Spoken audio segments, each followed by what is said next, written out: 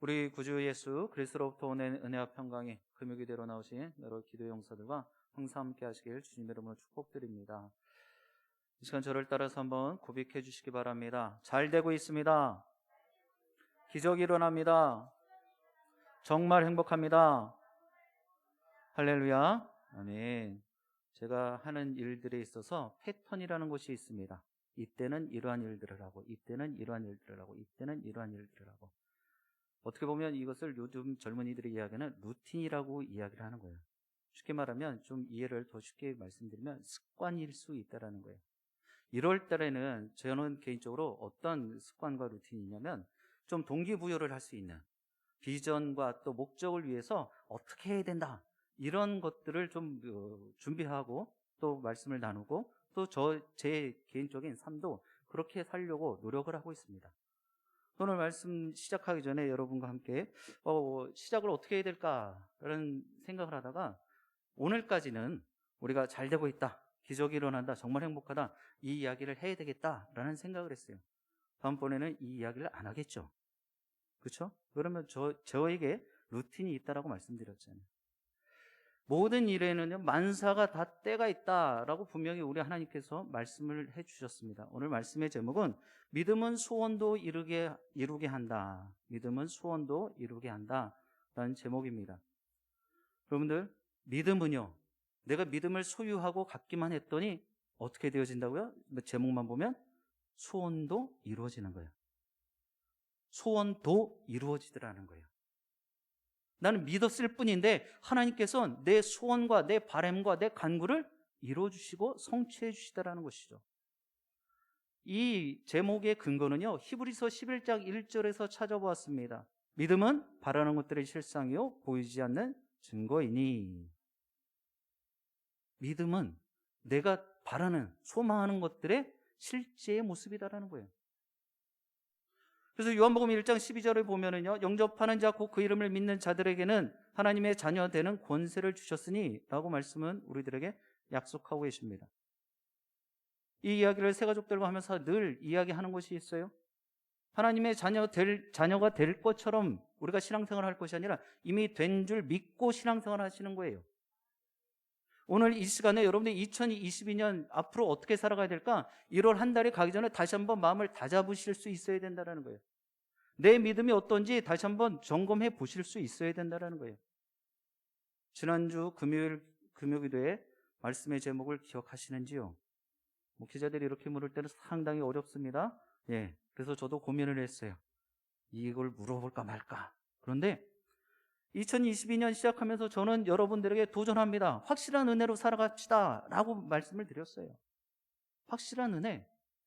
그냥 주시면 받고 안 주시면 못 받는 것이 아니라 확실한 은혜를 가지고 2022년을 살아가야 된다는 것입니다. 또 오늘 말씀의 제목은 뭐예요? 믿음은 소원도 이루게 한다는 거예요. 오늘 말씀을 통해서 믿음으로도 소원을 이룰 수 있다는 귀한 확신 가지고 2022년 쉼없이 다름박질을 하고 또 어떤 상황과 형편에서도 넘어지거나 실족하거나 낙심하지 않게 되어지길 주님의 여러분 간절히 축복드립니다. 오늘 본문에서 시작을요, 21절의 시작을 어떻게 하냐면요, 예수와 그 제자들이 두로와 시돈 지방으로 들어갔다, 지나간다 라고 말씀을 기록하고 있습니다. 두로와 시돈 지방으로 지나갈 때, 이때가 기회입니다. 누구에게 있어서요? 그 지방의, 그 지역의 사람들에게입니다. 기회란 말이에요. 어떤 기회예요? 예수님과의 만남을 통하여 일생일대 새로운 삶을 살아갈 수 있는 절호의 기회이고 찬스라는 것입니다. 누가복음 19장의 삭개오의 모습을 보면은요, 이 삭개오가 예수님을 만나기 위해서 어떤 모습을 취했는지 여러분들 잘 알고 계시죠? 기회였어요. 자신이 살고 있는 지역을 지나가는 그 예수를 소문을 들어서 알고는 있었어요. 그래서 내가 그를 한번 만나봐야 되겠다라는 생각을 한 것입니다. 그러는 가운데 그가 예수 그리스도를 볼 수 없게 되어지자 뽕나무 위에 올라갔다라는 것입니다. 간절함이 있었어요. 기대함이 있었어요. 사모함이 있었어요. 그리고 꼭 봐야 되겠다라는 그런 절박함이 있었다라는 것입니다. 기회가 왔을 때 잡았다라는 거예요. 근데 수많은 사람들이요, 그 기회가 왔지만 그 기회가 왔는지조차도 모르는 사람들이 있고요, 그 기회가 왔어도 잡지 못하는 사람들이 있다는 것입니다. 매달리지 못하는 사람들이 있다는 거예요. 얼마 전에 어느 한 집사님하고 이야기를 하다가 인생 이야기를 했어요. 그러시더니 그분이 딱 하는 얘기가, 인생을 살다 보면은 말이죠, 3번의 부자 될 기회가 있습니다 라고 이야기를 하시더라고요.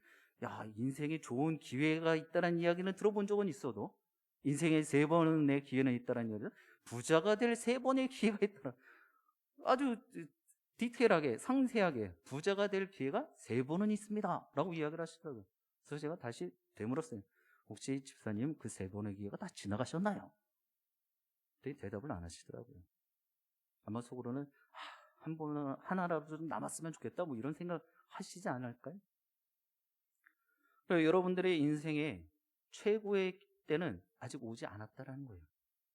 하나님의 은혜 충만한 때는 아직 오지 않았다라는 거예요. 그래야 사람은 뭐가 생겨요? 기대가 생기는 거예요. 소망이 생기는 거예요. 이전에 좋았던 모습들 여러분들 그때 추억하면서, 야, 지금의 모습은 그때와 비교해 보니 이건 될 것도 아니다. 예전이 더 좋았다? 아니에요. 앞으로가 더 좋은 모습이 만들어질 줄 믿습니다. 그 모습이 2022년도에 분명히 이루어질 줄 믿습니다. 이런 믿음의 고백이 있으셔야 된다는 것입니다. 기회가 주어졌을 때, 내 눈에 보여졌을 때 잡아야 되는 거예요. 근데 대부분의 사람들은요, 지나고 난 다음에 아쉬워하는 거예요. 그거 했었어야 되는데. 여러분들 성공하는 사람이요, 어렵지 않아요. 어떤 사람이 성공하는지 아십니까? 바로 자신에게 찾아온 기회를 정확한 타이밍에 붙잡는 사람이에요. 오늘 어려운 상황 가운데서도 현장으로 나오신 분들, 또 처소에서 예배하시는 모든 분들, 기회를 단단히 붙잡으신 줄 믿습니다. 하나님이 은혜 부어주실 그 기회를 여러분들은 지금 붙잡고 있는 거예요. 그 기회를 지금 당하고 있는 것입니다. 오늘 본문의 가나안 여인은요, 자신에게 찾아온 그 유일한 기회를 향해서 앞으로 달려나가고 있습니다. 기회가 자기를 찾아오기를 기다리고 있는 것이 아니라 기회를 찾아 나섰다라는 것이죠. 여인의 소원은요, 무엇입니까? 간절한 바람이 있었어요. 귀신 들린 딸을 고치는 것입니다. 그리고 그것에 대한, 고침에 대한 적극적인 믿음을 그는 갖고 있었어요. 여인의 소원, 그 문제를 해결할 기회가 지금 자신의 지역에 나타난 것입니다. 누구요? 예수 그리스도. 현명한 사람은요, 작은 기회를 크게 이용할 수 있는 사람이에요. 그런데 어리석은 사람은요, 자기가 지금 이게 기회인지도 모르는 사람입니다. 마태복음 25장 21절과 28절과 30절의 말씀을 보면요, 달란트 비유가 있어요. 우리 같이 한번 합독해 보겠습니다. 마태복음 25장 시작. 그 주인이 이르되 잘하였도다 착하고 충성된 종아, 내가 적은 일에 충성하였음에 내가 많은 것을 내게 맡기리니 내 주인의 즐거움에 참여할지어다 하고. 아멘. 자, 보세요. 저 달란트 비유의 내용 보면 21절에 보니까 작은 것에 충성하였더니 어떻게 됐다고요? 큰 것에도 일을 맡기겠다라는 거예요. 기회가 왔을 때, 내가 주인의 일을 감당할 수 있을 때 충성스럽게 그 일을 감당했더니, 그러면서 28절로 30절의 말씀 계속해서 보도록 하겠습니다. 그에게서 그 한 달란트를 빼앗아 10달란트로 가진 자에게 주라. 무릇 있는 자는 받아 풍족하게 되고 없는 자는 그 있는 것까지 빼앗기리라. 이 무익한 종을 바깥 어두운 데로 내쫓으라. 거기서 슬피 울며 이를 갈리라 하니라. 아멘. 제가 좀 전에 말씀드렸던 것처럼 지혜로운 사람, 현명한 사람은요, 기회를 붙잡는 사람이에요. 그런데 달란트 비유 마지막 부분에서 보더라도 어리석은 사람은요, 어떻게 되어져요? 잔치자리는커녕 슬피 울며 밖으로 쫓겨남을 당하는 거예요. 기회가 왔어도 제대로 누리지 못하는 사람인 것입니다.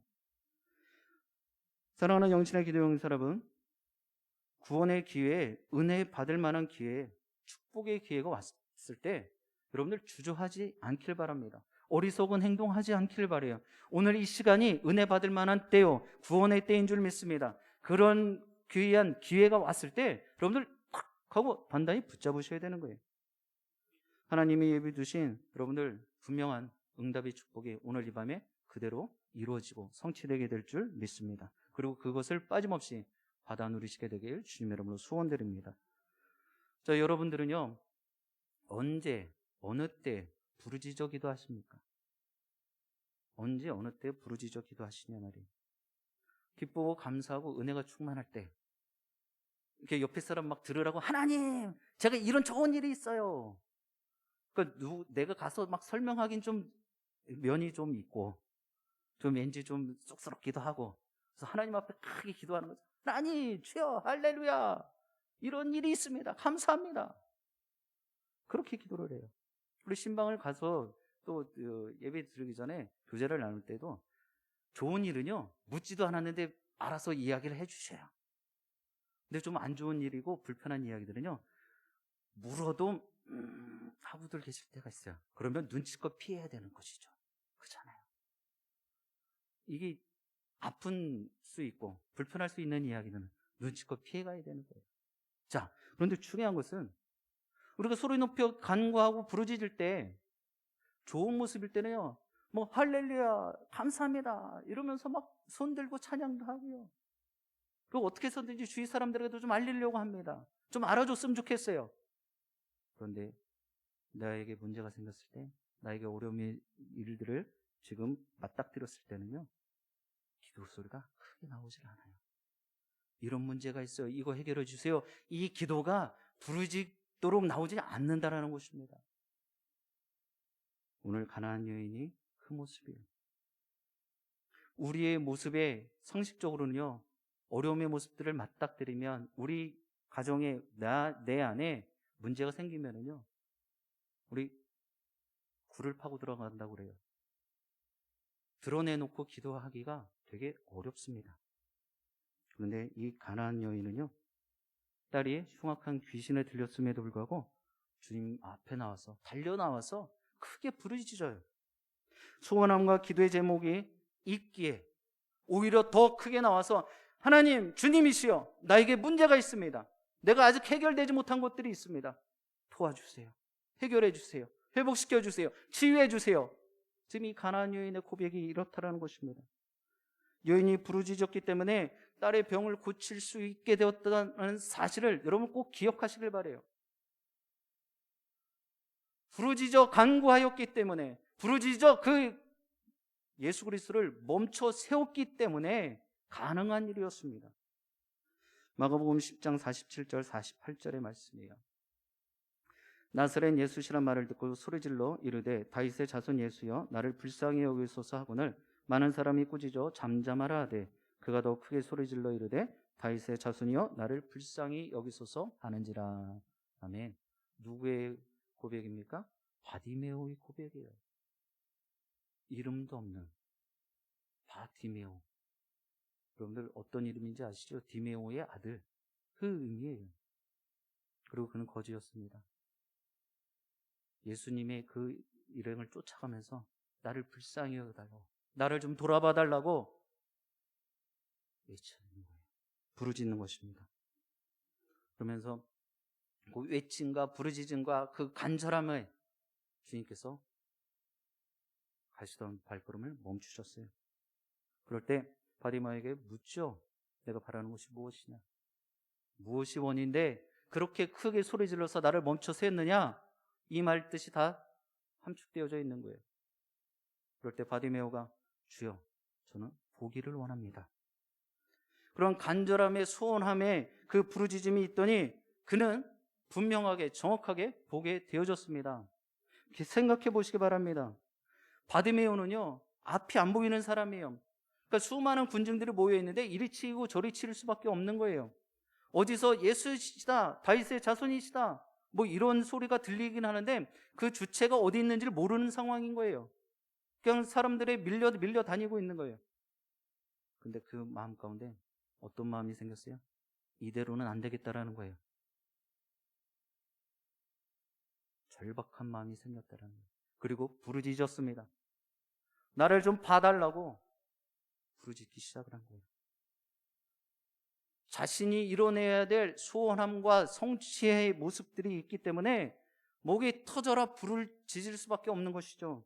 눈이 떠지는 그러한 체험을 어떻게 하게 되어졌습니까? 부르짖을 때, 외쳐서 선포할 때 절박한 마음으로 하나님 나를 좀 봐주세요. 나를 좀 돌아봐 주세요.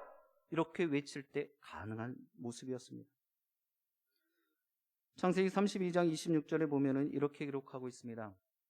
그가 이르되 날이 새로하니 나로 가게 하라. 야곱이 이르되 당신이 내게 축복받지 않으면 가게 하지 아니하겠나이다.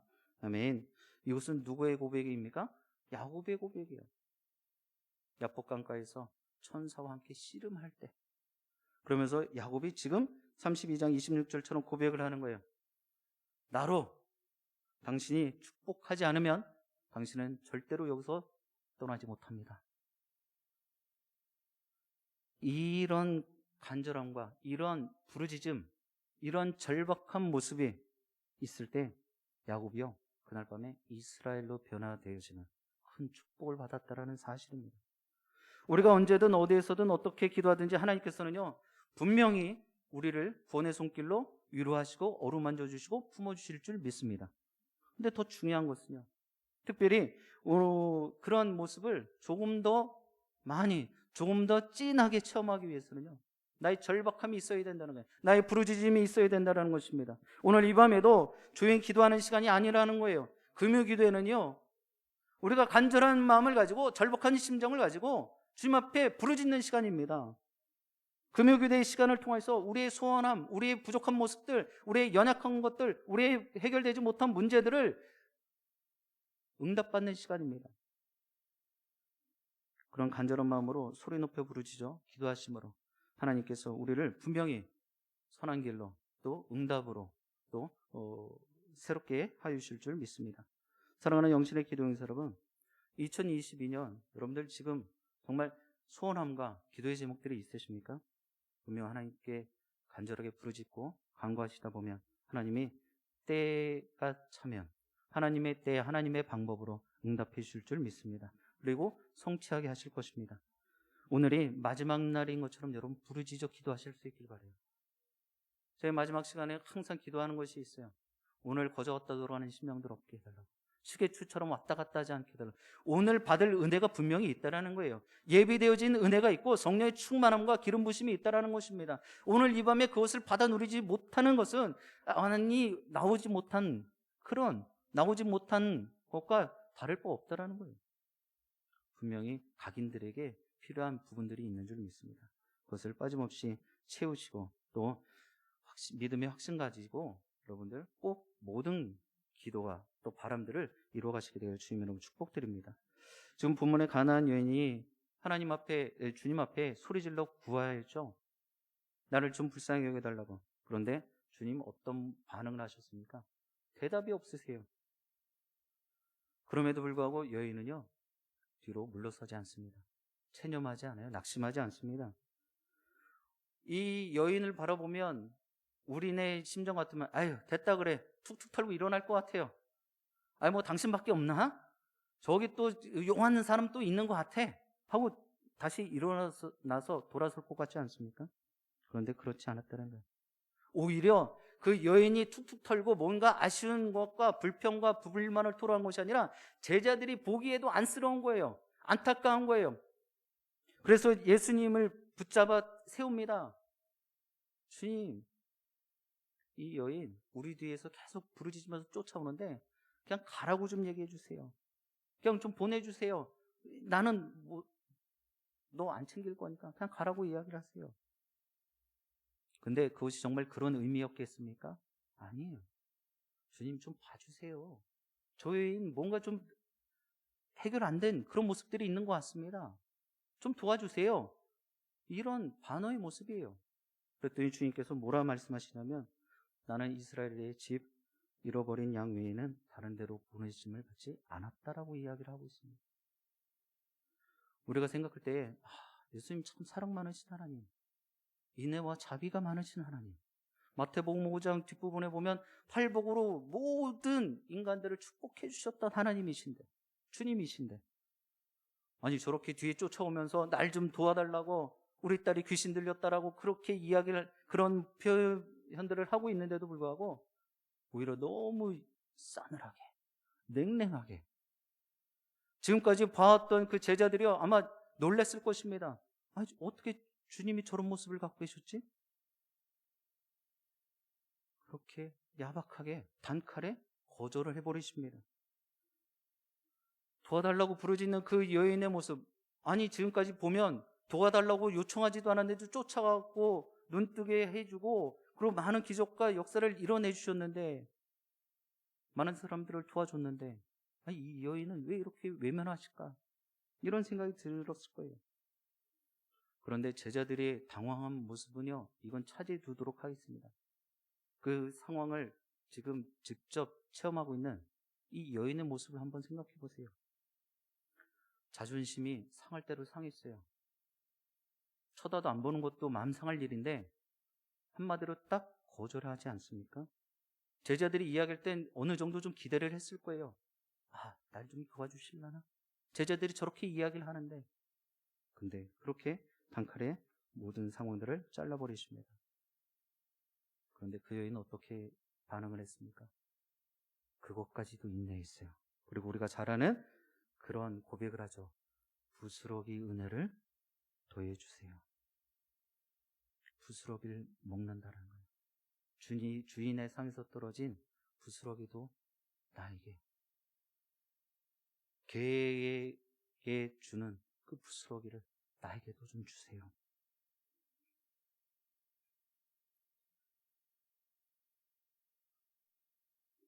이런 고백을 할 수 있으시냐는 것입니다. 만약에 주님이 여러분들을 외면하셨어요. 하나님, 이 상황이 너무 어렵습니다. 나 너 몰라. 이럴 때 그래도 부스러기 은혜라도 있지 않습니까? 이렇게 말씀하실 수 있는 말이죠.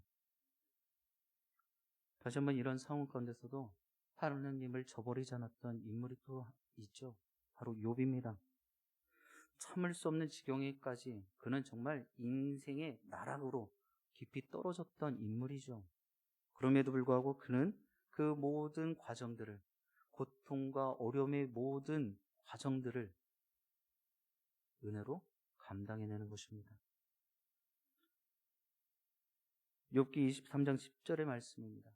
그러나 내가 가는 길을 그가 아시나니 그가 나를 단련하신 후에는 내가 숭문같이 되어 나아오리라. 여러분들 2022년 시작하면서 어떤 마음이 드셨습니까?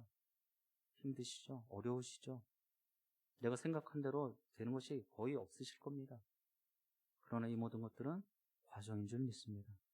끝이 아니에요. 결말이 아닙니다. 마지막이 아니라는 것입니다.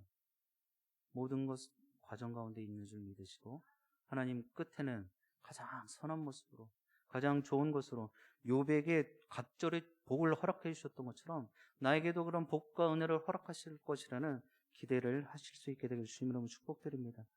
우리가 알아야 되는 것은요, 하나님의 축복 속에서는 우리를 살펴보시는 하나님의 눈이 있다라는 것입니다. 말씀은 안 하시지만, 우리에게 행동으로 보여주시지는 않으시지만 여전히 하나님의 눈길은 나를 향하여, 우리를 향하여 있다라는 사실입니다.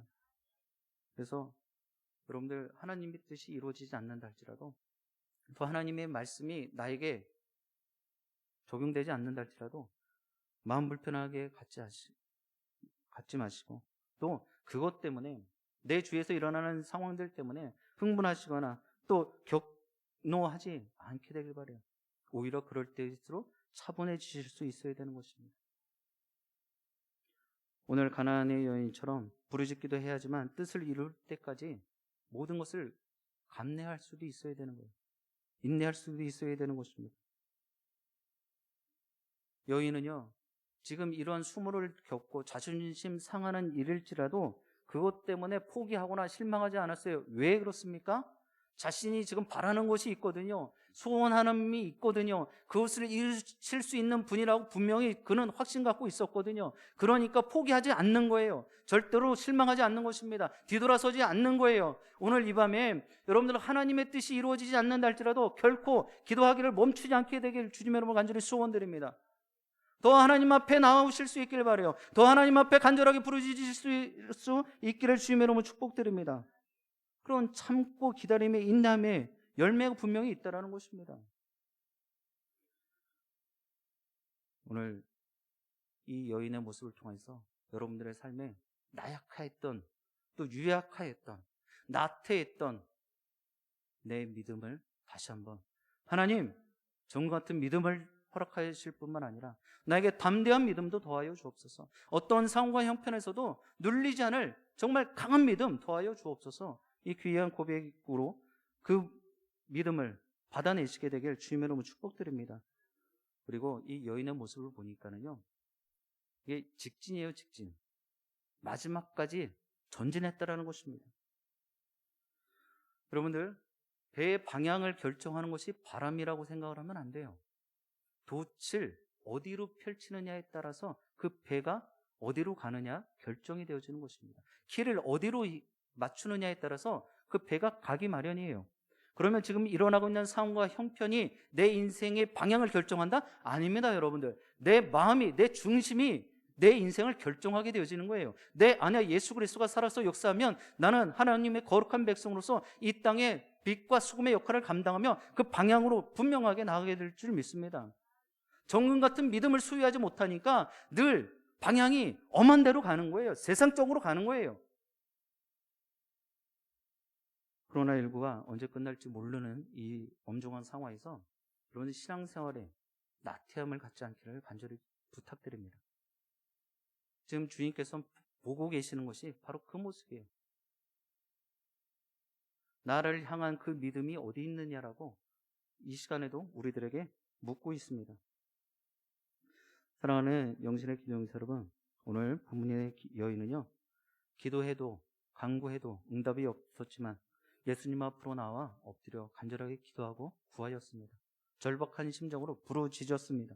오늘 금요 기도를 통해서 기도의 제목을 소원함의 간구들을 주님께 간절하게 부르짖으며 고백하실 때 분명 주님께서는 우리의 부르짖음에 응답하실 줄 믿습니다. 그러니 끝까지 절대로 포기하지 마시고 앞으로 쉼없이 전진하실 수 있길 바라요. 1월 달입니다. 아직 11달이 우리에게 있어요. 주저앉지 마시고 또 됐어. 뭐 내가 인생 한두 해 살아봐? 지금 한 20을 살아보면 올해도 어떨지 뻔해. 이런 마음이 아니라 정말 기대하는 마음을, 소망을 하는 마음을, 올 한 해만큼은 내가 이러한 일들을 이뤄보겠습니다. 꼭 성취하겠습니다. 이런 확신을 가지시고 내가 하는 것이 아니라 하나님 내 안에서 역사하시면 나는 분명히 그런 일들을 감당하고도 부족함 없는 줄 믿습니다. 이런 간절함의 기도로 하나님 나에게 힘을 주시고 능력을 더하여 주옵소서. 이런 마음을, 이런 새로움을 갖게 되어지길 주님의 이름으로 간절히 축원드립니다. 그래서요, 세상적으로도 사람에게 위기가 오면 그것을 무엇이라 이야기합니까? 오히려 기회가 된다는 거예요. 이것을 교회적으로, 신앙적으로 갖고 보면 사람에게 위기일지라도 하나님 편에서는 기회다라는 것을 여러분 꼭 기억하시길 바랍니다. 내가 사방에 우겨쌈 당했을지라도 내 믿음이 성장하고 또 자라날 수 있는 저로의 기회이고 찬스다라는 것을 여러분들 꼭 기억하시길 바랍니다. 이때 내 신앙을 더욱더 성숙시킬 수 있는 기회의 자리인 줄 믿습니다. 그래서 2022년 여러분들의 삶의 자리에서 가장 복된 한 해가 되어지시고 최고의 한 해가 되어지길 주님의 이름으로 간절히 축원드립니다. 기도하시겠습니다. 고맙고